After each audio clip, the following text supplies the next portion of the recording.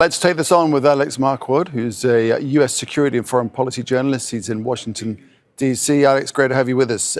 So Donald Trump's saying that he stopped striking Iran again because a deal is close. Do you think that's the case? Is there a genuine framework for negotiations at this moment, or is he just buying time?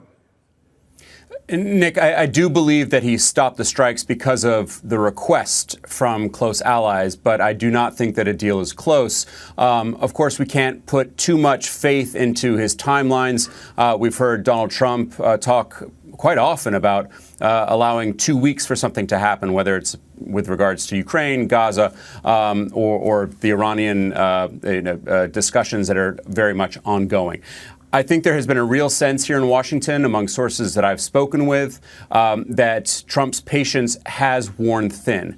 We've had the ceasefire in place for several weeks now, but the talks have not gone anywhere. There's been one round of talks in person in Islamabad.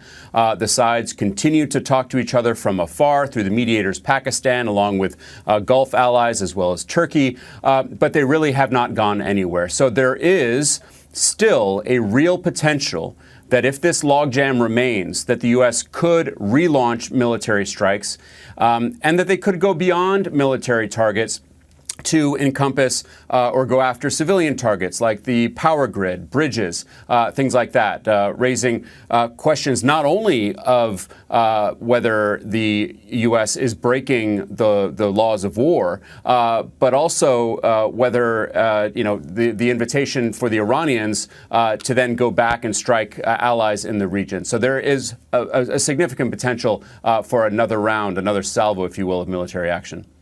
Alex, I just wanted to read you this tweet that we've heard, we'll post it on X, from Iran's Foreign Minister Abbas Araghchi. He says that the months after the initiation of war on Iran, the US Congress acknowledges the loss of dozens of aircraft worth billions. Our powerful armed forces, he says, are confirmed as first to strike down a touted F-35.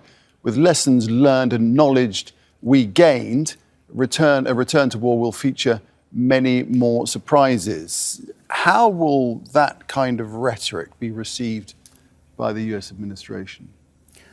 Well, I think that that's something that the U.S. military and the intelligence community know full well. It's more than 40 American aircraft that have been shot down of all kinds. The Iranians have proven to be remarkably resilient when it comes to the Israeli and the American strikes.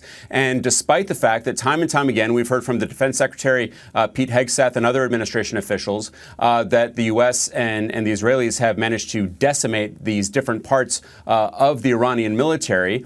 We have from reporting from the Washington Post, from the New York Times,